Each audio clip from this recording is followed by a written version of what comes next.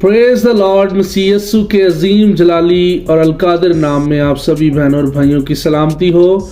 मैं pastor Imran Shaukat Masih, chairman Jesus the life bridge church and life bridge TV, आपकी खिदमत में मॉर्निंग डिवोशन में हाजिर हूँ। तो आए अजीज़ों, आज की सुबह हम खुदावंद के पाक कलाम का मुताला करें और अपने दिन का आगाज़ उसके नाम से करते हैं। मेरे साथ निकालिएगा ज़बूर 40 और उसकी पहली आयत।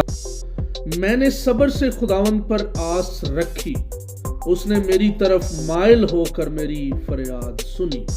खुदावंद के पाक कलाम के पढ़े सुने, समझे और कबूल किए जाने पर खुदावंद की खास बरकत हो, खुदावंद का शुक्र हो।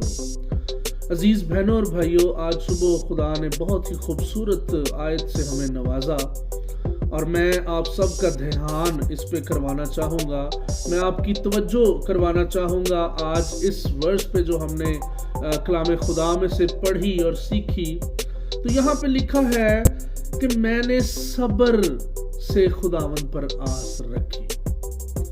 आए आज हम इस बात पे गौर करें कि क्या हम भी सब्र के साथ अपने खुदा पे आस रखते हैं। कहीं ऐसा तो नहीं कि जब हम कोई फरियाद खुदा के हुजूर लाते हैं और वो फौरन ना सुनी जाए, ना मानी जाए, तो हमारा सब्र जो है वो ख़त्म हो जाए या टूट जाता है। तो अजीज़ों, हमने सब्र के साथ अपने खुदावंद पर आस रखनी है और फिर खुदा जो है वो हमारी तरफ माइल होता है। अक्सर औकात ऐसा भी होता है कि हम खुदा के हुजूर अपनी मुनाजातें, अपनी फरियादें, अपनी मुसीबतें, अपनी परेशानियां, तंगी और तकलीफ़ें खुदा के हुजूर लाते हैं, लेकिन सब्र के साथ आस नहीं रख पाते। बहुत दफ़ा हम देखते हैं कि घरों में बीमारी आ जाती है, परेशानी आ जाती है, रुपए पैसे की कमी हो जाती है, जॉब कारोबार नहीं रहते।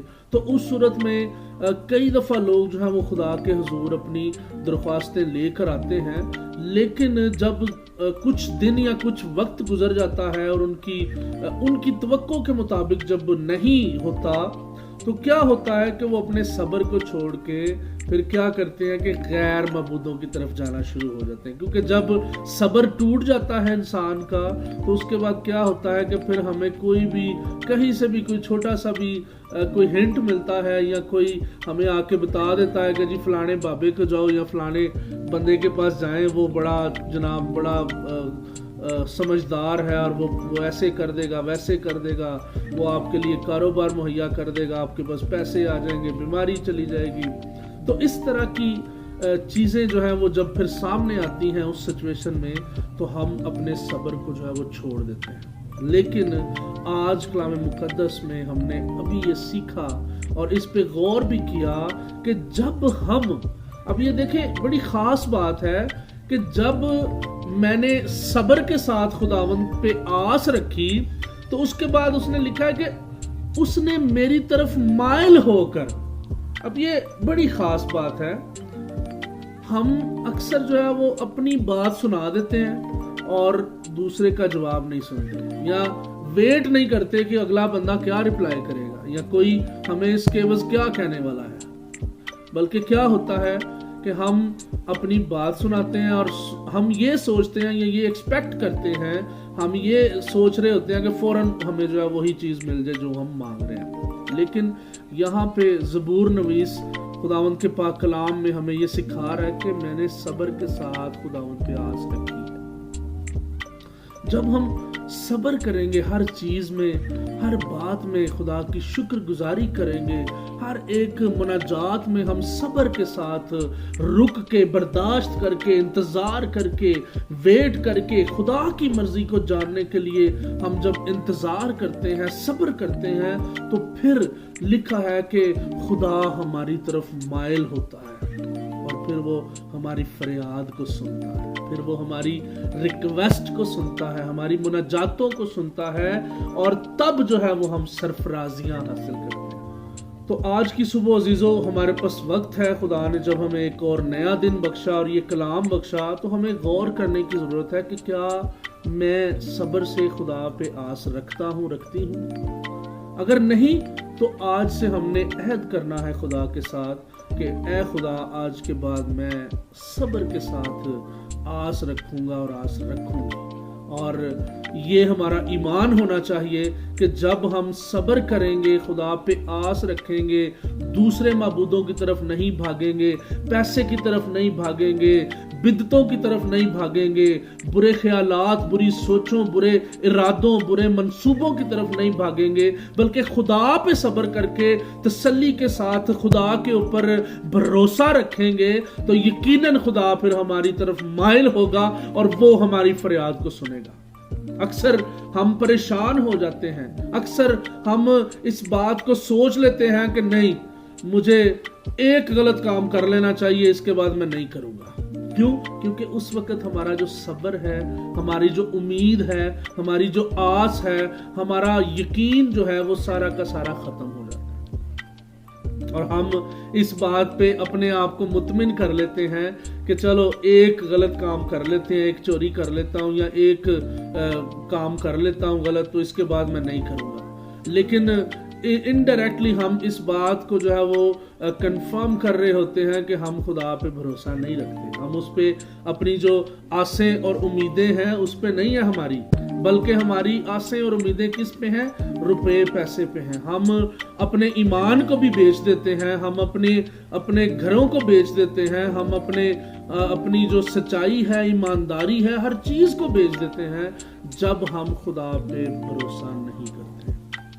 کلام میں لکھا ہے، متی کی انجیل اس کے 6 باب میں لکھا ہے کہ پہلے تم ڈھونڈو اس کی بادشاہی اور یہ ساری چیزیں تمہیں انعام میں مل جائیں گی۔ تو عزیزو یہ بڑی خاص بات ہے اور بڑی سوچنے والی بات ہے، بڑی سنجیدگی کے ساتھ اس پہ غور کرنے کی ضرورت ہے کہ ہمیں خدا پہ آس رکھنی چاہیے، ہمیں صبر کے ساتھ۔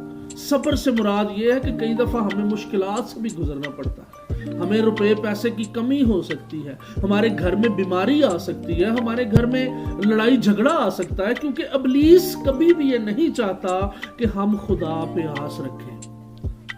اور اس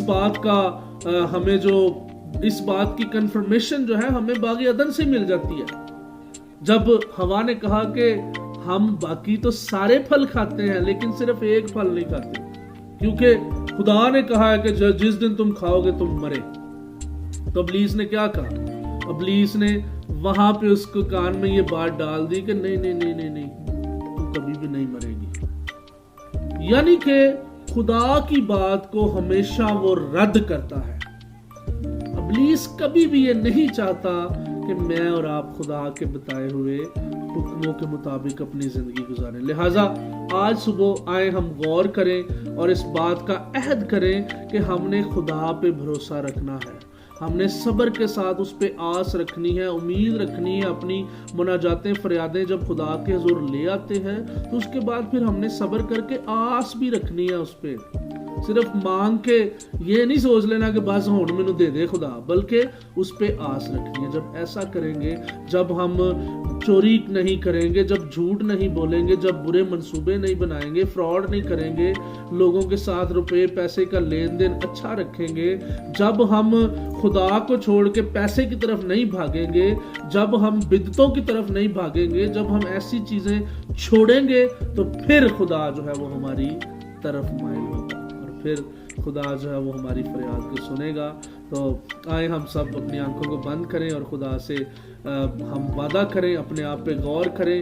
اگر ہماری زندگی میں اس طرح کی کوئی غلطیاں، کوئی گناہ یا مسٹیکس ہیں تو آئیں آج ہمارے پاس وقت ہے، ہم توبہ کریں، خدا کے ساتھ عہد کریں تاکہ دوبارہ جو ہے وہ ہم ایسی چیزوں کو چھوڑیں اور صرف اپنے خدا پہ بھروسہ رکھیں، ہم خدا پہ آس رکھیں تاکہ خدا ہماری طرف مائل ہو کے ہماری سنے، نہ کہ ابلیس ہماری طرف مائل ہو کے ہمیں غلط راستوں پہ لے کر چلتا جائے۔ آئیں آنکھیں بند کریں۔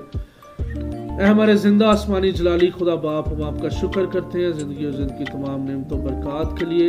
اے خدا آج کی صبح کے لیے ہم آپ کا شکریہ ادا کرتے ہیں جو آپ نے ہماری زندگیوں میں بخش دی۔